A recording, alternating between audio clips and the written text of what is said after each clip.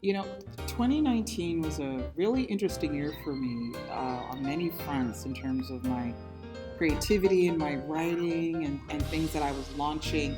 That was actually the year where I launched Mental Health as the Church's Business.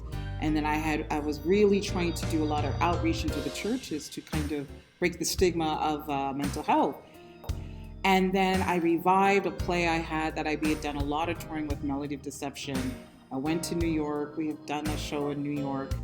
And then I actually had my Amazing Grace play in the same year, 2 months after my September 2019 Melody of Deception show, Amazing Grace in Jamaica. We did some shows in Jamaica, came back, it was really successful, really happy. And as I got back, I remember feeling this, as what usually happens with me when I start to write something brand new, my stomach starts to turn. And I had done a lot of research when I did my PhD at U of T around Caribbean migration in Canada and the role of Black churches. And when I came back from Jamaica after doing that play, I just got this gush of inspiration about writing something about Caribbean migration in a stage play format. So immediately I remember I emailed my designer. I said, I need an image of something to depict Old Skool. I already knew it would be called that. And he sent me an image, and then and then a gush of writing. I wrote the play Old Skool literally in 2 months. I casted it because I really wanted people to know. When I had done a lot of research, I had sat down with many Black leaders who were here from the late 50s and early 60s about their experiences. And I always remember this one man, he's now deceased, and he said, I just feel like the young people have forgotten our labor, what we did. And that always stuck with me. And so kind of like in honor and tribute, when I heard about some of the sacrifices, some of the things they went through, I just kind of came up with this storyline based on real events and not real. And I just started writing. And for me, it was to tribute their contributions, but more so to let Canadians know that there is another narrative to Black history, Black Canadian history, that I feel that has not been told, particularly the mass migration of Caribbeans that came to Canada 1955, posed through the West India domestic policy, where the Liberal government at that point was allowing a lot of people to come into the country. And what was happening is that a lot of women were coming in from Jamaica and Barbados and Guyana, and many of them were practicing Christians from their islands. They came to Canada, and Canada was welcoming them, but believe it or not, a lot of the churches that were here at that time didn't. Pastor Ted, I heard that some of the new migrants that recently came into Canada are feeling a little bit left out that journey, church. You, I praise you not, that ye come together not for the better, but for the worse. For first of all, when ye come together in the church, I hear that there be divisions among you, and I partly believe it.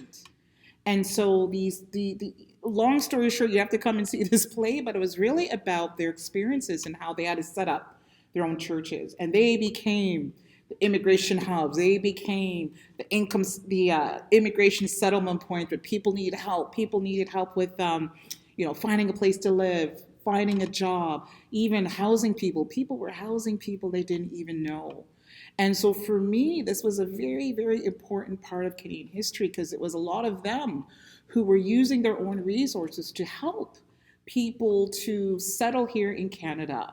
And so Old Skool was really about, talking about trailblazers, right? Like, people like Raphael Jones. I mean, some of the stories he told me, he had passed away last summer, but, about 15 years ago when I interviewed, I remember him telling me stories about going to immigration, someone calling him up randomly, telling him, come down here, your man's here, come help them. Wrote it, and we were going to launch this April 2020 at the Meridian. It was a huge show. I'd put so much resources into it. And I think we all know what happened April 2020. Pandemic came, and to be honest, I thought that was it. I couldn't envision people gathering in a theater to come and see a show about Caribbean history or Canadian history. But here we are, 2022. Our people have been writing me and speaking to me they remember about the 70s, they remember things that have happened, and they remember what their parents have told them. And so a lot of people are bringing their children. So again, that they kind of could have that connection to the past so that, there's that appreciation of the foundation that's been laid. Many of us are in these edifices, these beautiful buildings, and if we only knew some of the early churches, they were smoke pits, they were in bars and anywhere or anyone that would allow them to rent a room. And so it was beyond the religious experience, it was the sociological factor and the void they filled when many of these immigrants were facing racism and on the job, but their people would help them. And although there are racial tensions in the play, How is my Jamaican boy doing?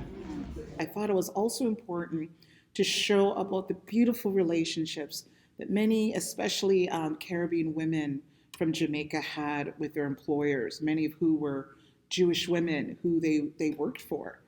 And many of them forged relationships that lasted 20, 30, 40 years. I have never had someone hold my baby like that and show me what to do. Thank you. You're welcome.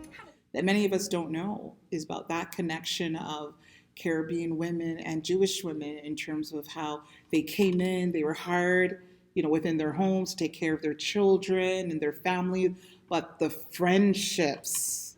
And you see, you're not alone. You have a husband that loves you, a beautiful son, and God is watching over you, Mrs. Rosman. Not that kind of tension that I was talking about in terms of what was happening in the churches at that time, but the beautiful relationships. And it's not the one on your watch, it's the one in your pot. That's time. And in Old Skool, we kind of get that picture. You get the tension, but you also get the friendship through the relationship of Lily Green and Rachel Rosman.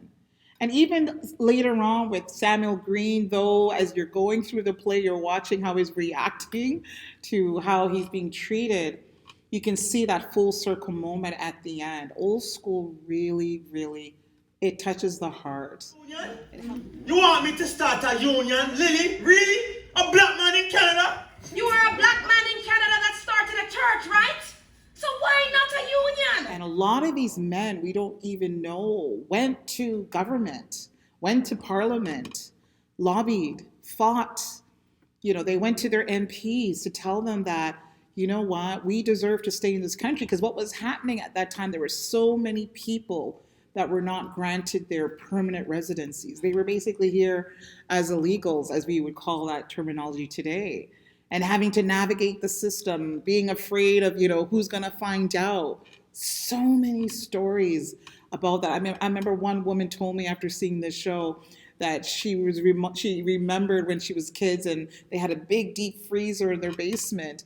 And anytime there was a scare of immigration coming by, a family member would go and hide in the freezer, and just Old Skool is Canadian history. I don't even want to say just Black history. It's Canadian history, really. Just to give us a glimpse, hardly will see this in our textbooks, hardly will hear about in Black History Month. And so as a historian, I thought it was so important to bring this to light, the role of the Black churches here in Canada. When you go south of here, the Americans have done a pretty good job of chronicling the roles of the Black churches, right? Through leaders like, Martin Luther, Rosa Parks. They were all very much connected. It was the churches that were mobilizing people, the sit-ins, the marches, and so forth. Yes, Canada had a very different context, as we do when we talk about history of colonialism and enslavement and all of that kind of stuff. But the churches, similarly as it was in the States, had a very, very big role in the lives of people in Canada. I've done a lot of shows, but this one is really, really hitting my heart, especially as my own father, as he shared some of his struggles coming to Canada, that truly did inspire me as well. So, Old Skool the Stage play, coming to a city near you. If you want to hear about where we're going to be showing next, you can just log on to the website, kaleoproduction.com, It's KALEO production.com. You'll see where we're headed next, what city we'll be headed to, and this really is the play you don't want to miss. We're really thrilled. We hope to see you there.